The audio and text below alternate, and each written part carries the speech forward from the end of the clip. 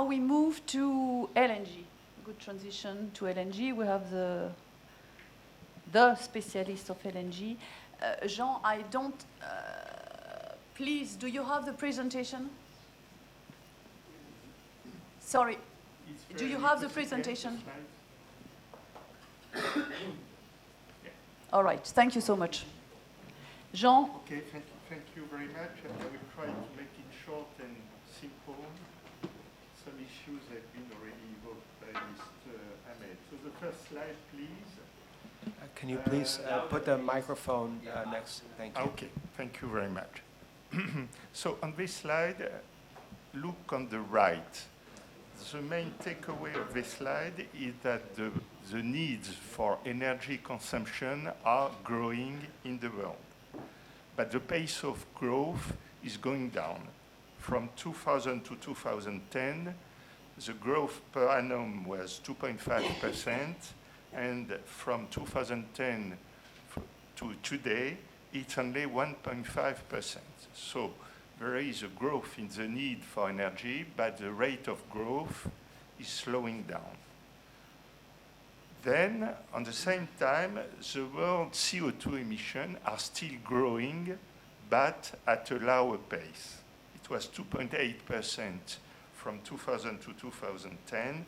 Now it's 0.7%. So the bad news is that the CO2 emissions are going up, but the rate of growth is going down. And why is it possible? It's because the renewables, the pace of development of renewables is increasing dramatically from 4% to 7% per annum, but at the same time, natural gas is replacing coal for some usage of electricity generation, especially in Asia, but also in Europe. On the next slide, I will focus on LNG. LNG is, I don't think it's this one, it's yes, this one. Thank you very much. The LNG is growing much faster than natural gas. Why? It's because there is no new project of pipe gas, and the existing projects, such as Russian gas, are going down. So the pace of growth of LNG is rather steady. And the good news for that is that it provides to the world energy system a lot of security and flexibility. We have seen that for Fukushima, when all the LNG which was supposed to go to Europe flew to Asia to replace nuke in Japan. And we have seen that, of course, in 2022, after the Ukrainian invasion, where the pipe gas was shut dramatically and replaced by LNG without intervention of the government. It's only the market which was efficient, and through the price signals, which was able to redirect LNG from Asia to Europe. So the main source of the growth of LNG is, of course, United States and also Qatar, and with the exception of Europe because of the Ukrainian crisis, the main market for LNG is Asia, China, India. On the next slide, yes, this one, you can see that in 2023, a lot of regasification projects were built in two places in Europe because of the Russian gas crisis, and in China, where the pace of development of use of LNG is amazing. On the next slide, you can see the comparison between the growth in the liquefaction capacity and the regasification capacity.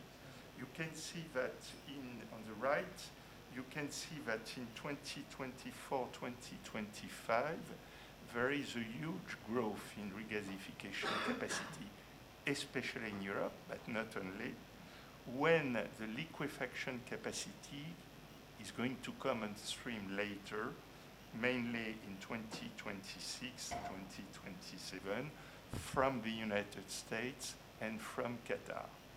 So today, the rate of utilization of the regas capacity in the world, but especially in Europe, is rather low, which provides, again, a lot of capacity of re-optimization and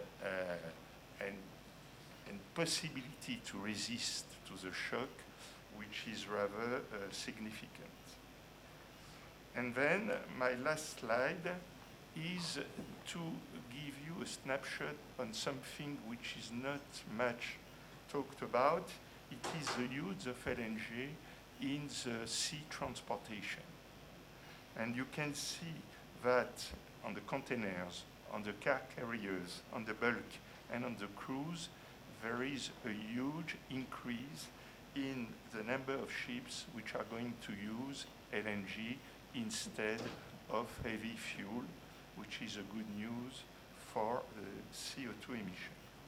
So I have two takeaways to stress and one question which I hope will be discussed later on today. The main takeaway is LNG is growing very fast, probably plus 60%, 60, over the next 10 years. It provides a lot of flexibility, security, and capacity to resist to the shock, Fukushima, Ukraine. And my main question, and I think we should discuss this today, is, and especially I read last week in a French newspaper, but not only, that new liquefaction projects are climate bombs.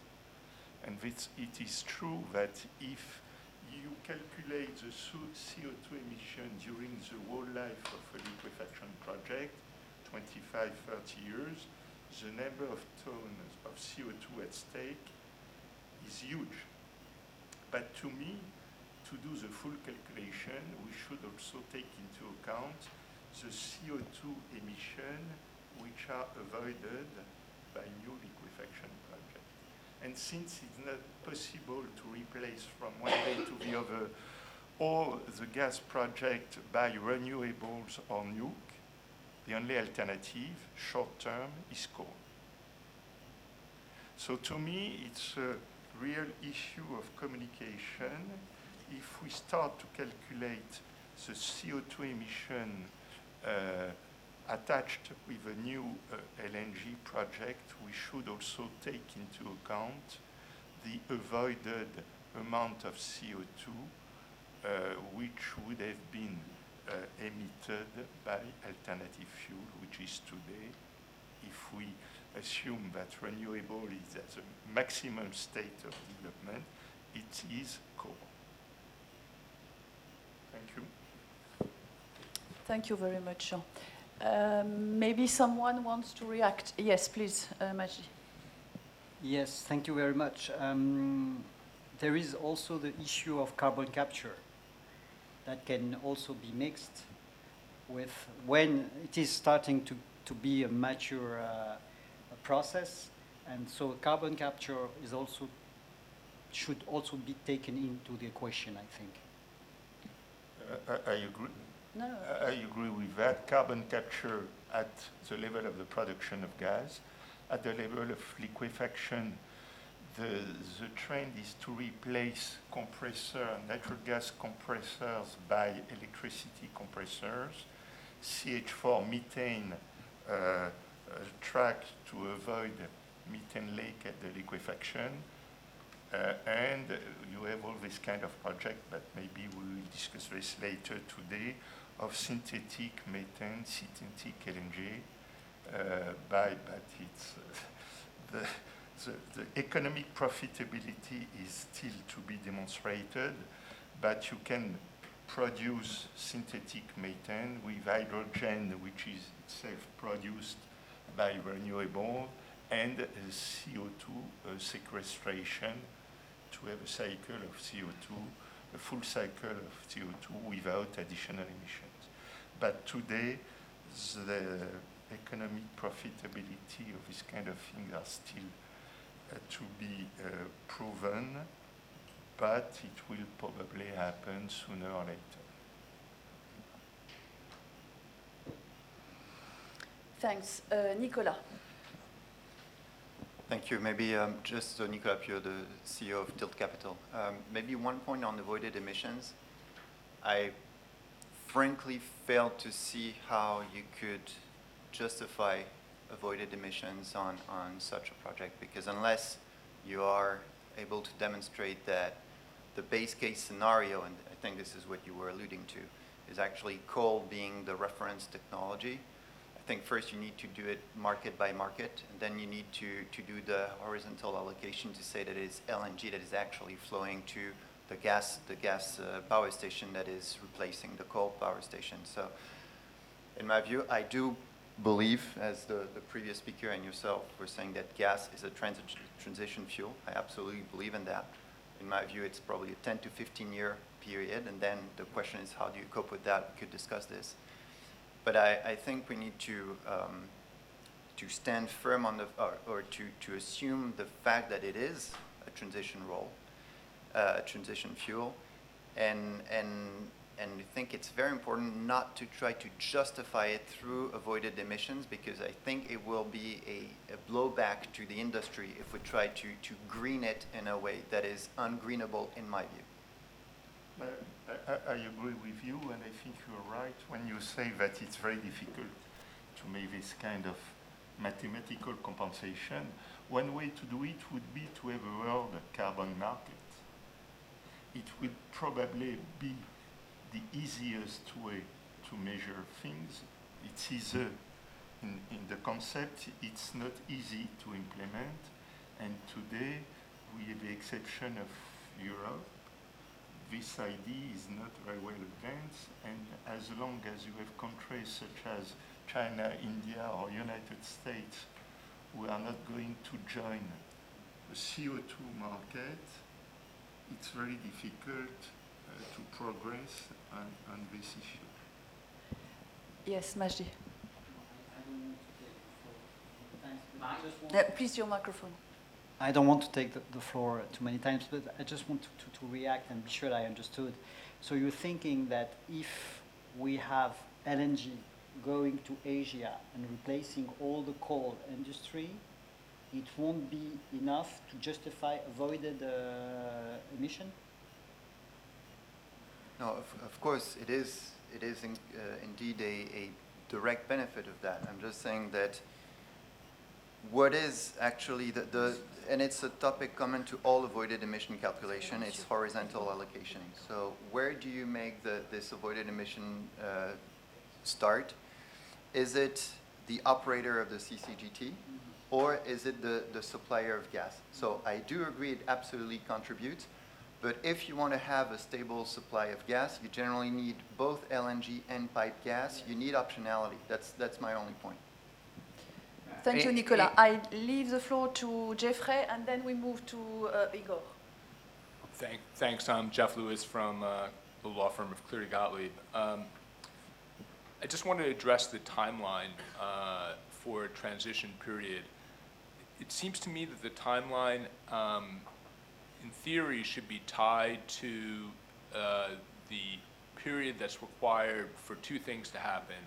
One, for the technology to evolve to a point where you could have a more fully renewable system. That technology is got two components. One is energy storage, and the second is smart grid systems that allow you to bounce the energy around very, very quickly. The second piece of it, obviously, is the investment required for the development of renewable energy projects to fulfill the demand. I think Nicolas is probably right that 10 to 15 years is probably the right time period for both of those things to mature. But we've got a problem, and I just want to throw out the problem to the group. And I agree that natural gas is going to be the necessary stabilizing source of energy during this transition period. But the problem is that, and I know this because I see it every day as a lawyer that's trying to help develop these projects and finance them, is you can't finance an LNG project unless you have a 30-year commitment for the offtake of the gas. And the question for the world really is, how do we balance the need for these projects to come online, and we're going to need them, as you say, we're increasing over the next 10 years, without being locked in to natural gas for 30 years? It's a very good question. To me, it's the question for the industry. I was on the board of Tellurian, a US-based company which has been trying to develop a liquefaction project. We have sold the project to Woodside because without long-term commitment from the utilities, you need an equity part in financing of the project which is used. Typically, a liquefaction project is between 15 and 30 billion dollars. So if you need 60, 70% of equity, it takes between 10 and 20 billion dollars of equity. So only the big players can do that. The amount of risk is significant. On the other hand, since the market is a world market, and you can more and more optimize the flows between Asia, Europe, and America, you can make sure that within the life of the project, you will have time where you make huge margin on the cost of gas. Today in the US, the Henry Hub is 2.5. In Asia, it's 12. So there is room for making profit, but without any guarantees. So it changes dramatically the way you finance the project. Thank you, Jean.